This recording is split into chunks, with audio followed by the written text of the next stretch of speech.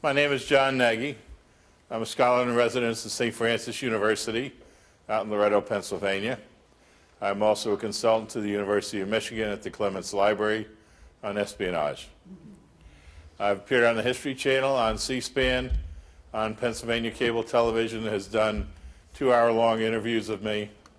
And what tonight we're going to be talking about is my second book, which is called Invisible Ink, Spycraft of the American Revolution. Dr. Warren actually runs the original spy network in Boston. He gets killed at the Battle of Bunker Hill,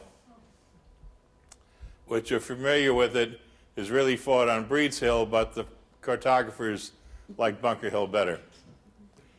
So what happens is that the two Adamses and Hancock go off to Philadelphia, and Warren is deceased.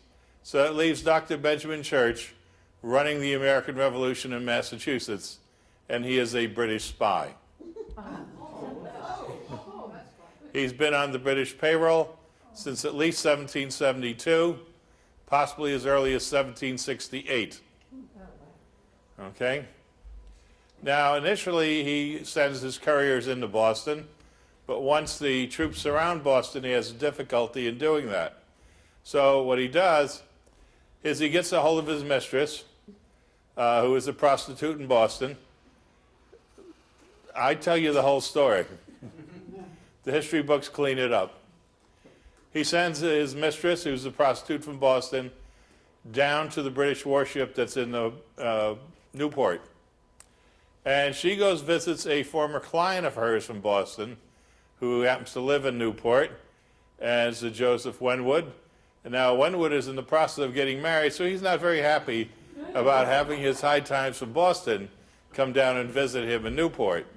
So he tells her whatever she wants to hear to get rid of her, and he agrees to take this letter she's brought with him from Dr. Church out to the captain of the British ship, of the HMS Rose. Well, after she leaves, he looks at the letter and he sees it's all in symbols. So he's not about to deliver something he can't read. He then goes to the secretary to the governor of Rhode Island. He doesn't know what it is. And eventually he is sent on up to American General Greene, who's from Rhode Island.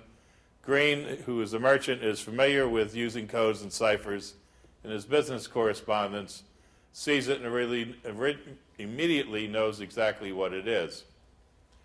So he notifies Washington. They put two different crews together on deciphering it. One was one individual, and the other one was two people together. They work on it overnight, and they come up with the translation. What you're looking at on the screen is a scan of one of the original reports, and that's the original cipher that they used. And Church is arrested. He is brought to trial. He is convicted of treason. However, they find out there's one problem. Our code of justice, military code of justice, has a limit of 39 lashes as the maximum penalty they can give out.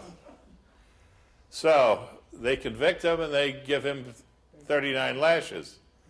However, being politicians, they come up with a solution to how to deal with this situation. They find out there is nothing that says when the 39 lashes have to be applied.